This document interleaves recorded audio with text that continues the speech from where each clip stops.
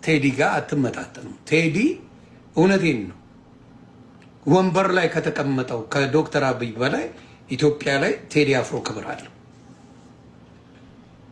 እውነቴን ነው ነገር ቃል በቃል ቴዲ አፍሮ ወንበር ላይ ሀገር ከሚመራው ሰውዬ በላይ የኢትዮጵያ ሕዝብ ያከብረዋል። ይህ ነው ትልቅ ክብር ማለት ይሄ ነው። ከክብር በላይ ወንበር አይደለም። ወንበር ሳይሆን ንግስና ያንተ ማንነት ነው ንግስና። ስለዚህ ቴዲ አፍሮ አብሶሉትሊ ከዶክተር አብይ በላይ ንግስና አለው ኢትዮጵያ ላይ ሃንድስ ዳውን።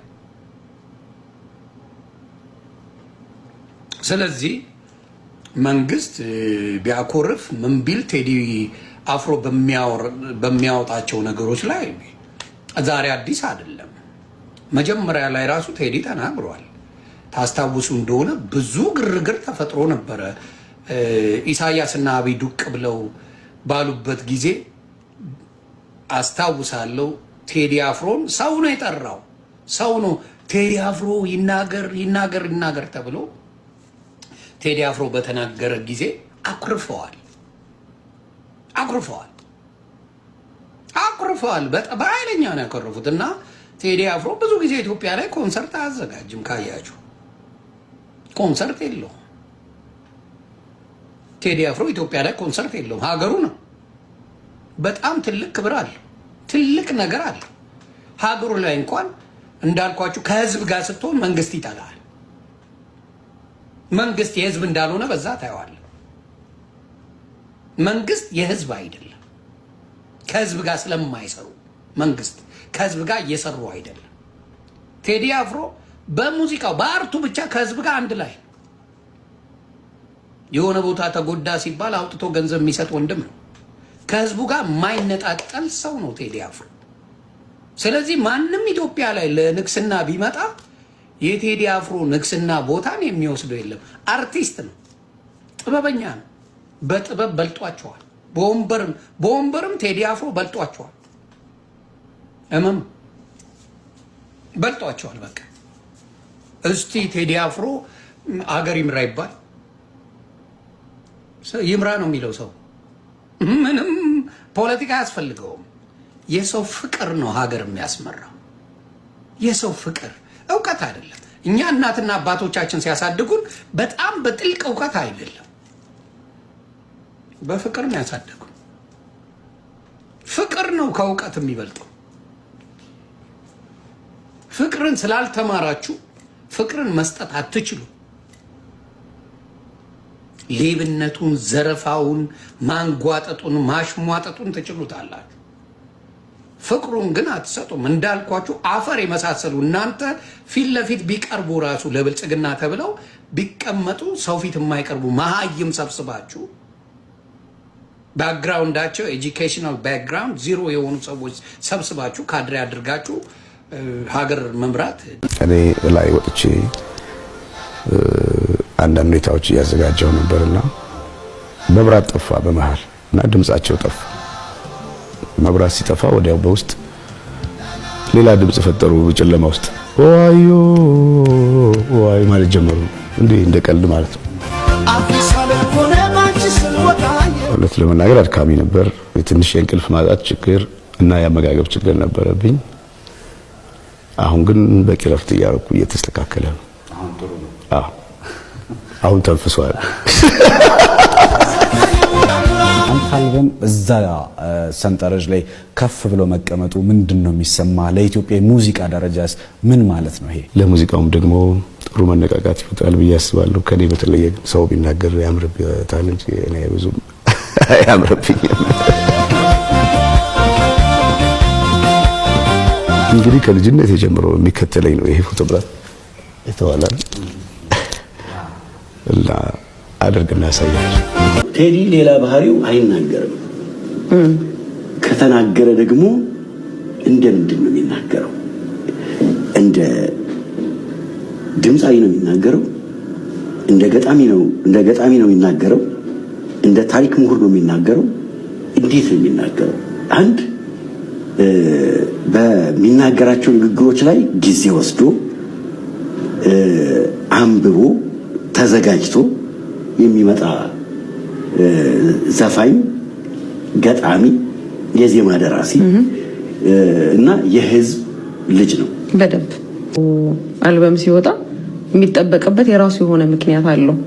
የሚለቀቀው በ8ኛው ወር ሚያዝያ ማለት ነው በቀን 8 ሰዓት 2018። ከዛ ደግሞ ሙዚቃው አልበሙ 18 ትራኮች አሉት። የስምንቶቹን ማዕት እያየህ ነው። 8 ቀን 8 ወር 8 ዓመተ ምህረት 2018 የሙዚቃው ብዛት 18። ስለዚህ ባጭሩ ብዙ ስምንቶች አሉ ማለት ነው። እና የብዙ ስምንቶች መገጣጠም ያው አልበሙን ተጠባቂ ያደርገዋል። ቴዲ ብዙ ጊዜ እንደዚህ አይነት ነገር ግጥምጥሞሾችን ይፈልጋቸዋል። ለምሳሌ ኃይሌ ገብረስላሴ የሚለውን ሲዘፍን፣ ቀነኒሳ የሚለውን ሲዘፍን ቀነኒሳ አሁን እነዚህን ዘፈኖች ስታያቸው ወቅቱን የጠበቁ ስራዎች ነው የሚሰራው።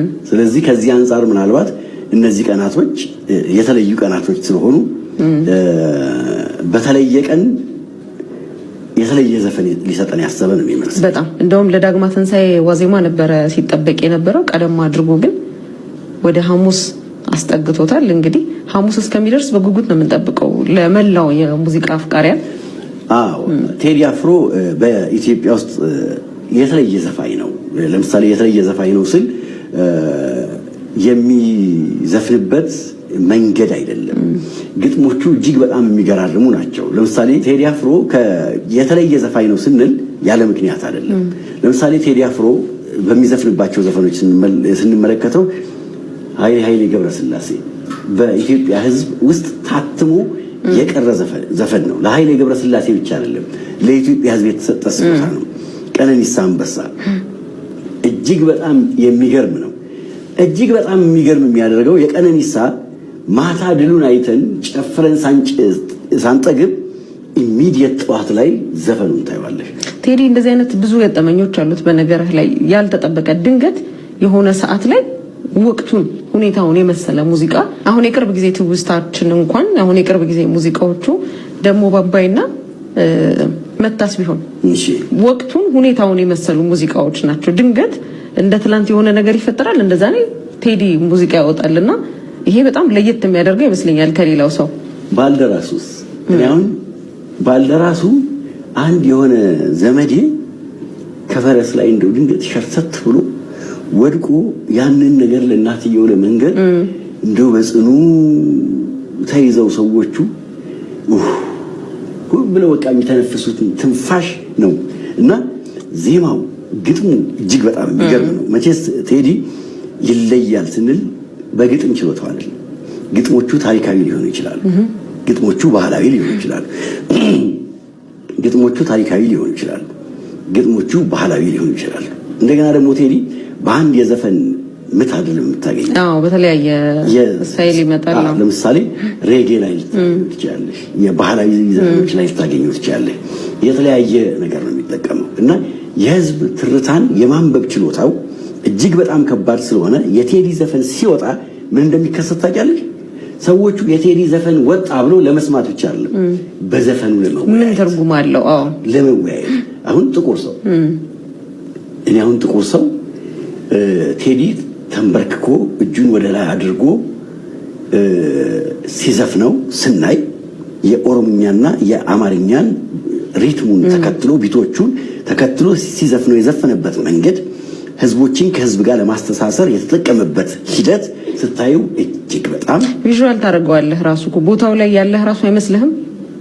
እዛ ጋር ደግሞ ታምራት ነው ዳይሬክት ያደረገው ሲኒማቶግራፊውን። ታምራት ደግሞ እጅግ በጣም ጎበዝ ሲኒማቶግራፈር ነው። ባይገርምህ በአሁኑ ደግሞ ጭራሽ አዲስ ልጅ ነው ዳግማዊ ኤልያስ መልካ እየተባለ ነው። እንደውም ልጁ ወደ 9 ሙዚቃዎች እሱን ያቀናበረለት ሙዚቃውን ማለት ነው። ሙዚቃው ነው፣ እኔ ቪዲዮግራፊውን ነው ያልኩትና ስዕሎቹን ስንመለከታቸው እጅግ በጣም በጣም በጣም በጣም የሚገርሙ ናቸው። ጥቁር ሰው። ስለዚህ ቴዲ ዘፈኖቹ 1 ያወያያሉ፣ 2 ታሪካዊ ናቸው፣ 3 ባህላዊ ናቸው፣ 4 በማህበረሰብ ውስጥ ሰርጸው የኖሩ እንደ ፍቅር እስከ መቃብር ያሉ ታሪኮችን መዞ በማውጣት ፍቅር እስከ መቃብርን ያክል ትልቅ መጽሐፍ ወደ ሙዚቃ ቀይሮ በ5 እና በ6 ደቂቃ ውስጥ መተረክ ይሄ እንዴ በጣም ትልቅ ተሰጥኦ ነው እንጂ ተሰጥኦ ይጠይቃል። ቴዲ በአዲሱ ዘፈን ምን ሊለን ነው? ቴዲ የማይደገም ነው። በቃ ቴዲን መድገም ከባድ ነው የሚሆነው። ማስመሰል ራሱ ከባድ ነው እንኳን መድገምና እንደተባለው አቀናባሪውም